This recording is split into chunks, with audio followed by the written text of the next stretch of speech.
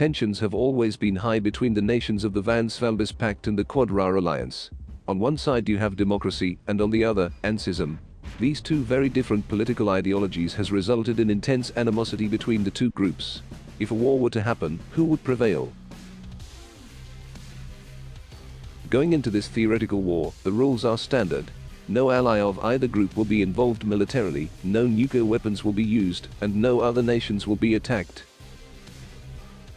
We don't think there will be a situation where a land war would occur, since there isn't really a territory that's being fought over by either side, so land engagements would be very unlikely, but for the sake of comparison, we shall analyze both sides' ground-based military.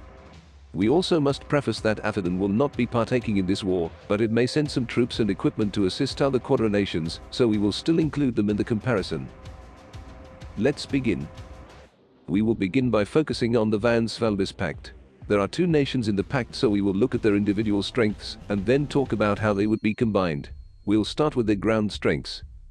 Right from the start we can see that Vanguardia has the better land-based military, with Svalbis only fielding a single brigade of soldiers. Vanguardia fields tanks, troops, artillery batteries and surface-to-air missile batteries. Alone, Vanguardia has the most well-equipped land-based military in the world, but combined, there is not a huge difference. Next, we shall look at the navies.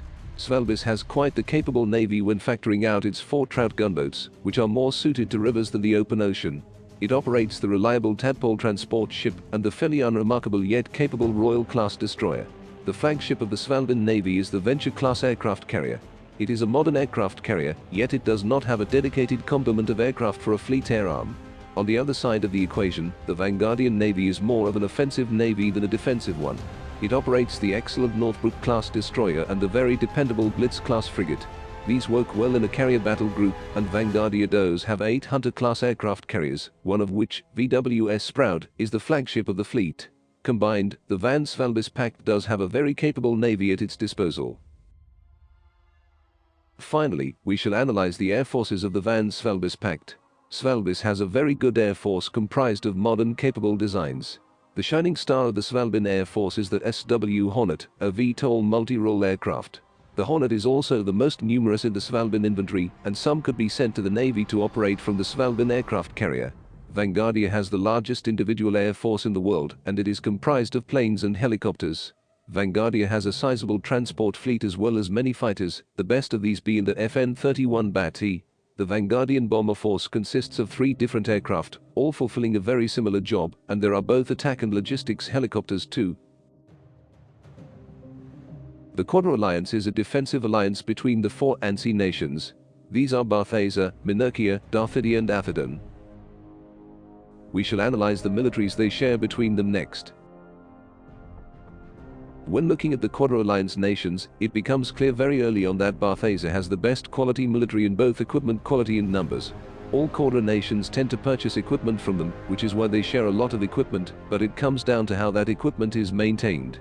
Darthidia has the weakest ground-based military, while Minurkia and Atherton are fairly even. Barthesa is well ahead though. Next, we shall look at the navies. It is immediately clear that Darthidia's navy is more suited to coastal defense, while the other 3 Quadra nations have much better navies for projecting power. Minurkia and Atherton are also more suited to coastal defense, but they can still perform some level of power projection. Meanwhile, Barthesa has a very capable navy, operating 2 small aircraft carriers and a wide array of ships to make up their battle groups. Combined, Quadra has a very good navy, but there is some doubt about its quality. Finally, we'll look at the Quadra air forces. Now all Quadra nations only operate fighter aircraft. This makes their air forces slightly less capable in some areas. All field the very modern Seydlitz RV-199 Slugger, which is a very good fighter, although it has some reliability issues, especially when maintained poorly. Overall, the Quadra Alliance has a very good air force when combined, but one that cannot fulfill air-to-air refueling, transport or dedicated strike missions. Now for our particular scenario, we're going to suggest that for political reasons and disagreements, the 2 sides will go to war. Now immediately, although on the surface the 2 sides are evenly matched, Vanguardia and Svalbis have some tricks up their sleeves, namely their bomber forces. Quadra have no bombers in service, and they can therefore not properly counterattack if VanSvalbis decide to bomb Quadra nations. Barthesa and Athodon, which are further away, are likely to be of less threat to bombings, but Minakia and Darthadia will be ravaged by bombs and will likely capitulate under the stress.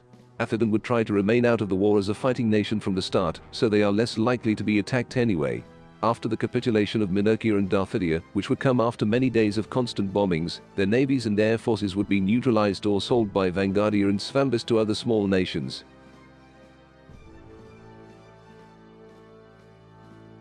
After seeing the loss of their allies, Minakia and Darthadia, Athodon would probably begin to negotiate surrender terms, leaving Barthesa alone. It is unlikely that Barthesa would wish to lose any forces if they know they are alone and outnumbered, so they would probably pull out of the war to avoid paying reparations. If Minakia and Darthadia don't surrender, the war may last longer, but due to the bombing capabilities of VanSvalbis, the strong Svalbin economy and the nearly unbeatable Vanguardian armed forces, Quadra will suffer incredibly heavy losses and surrender. Verdict: VanSvalbis Pact victory.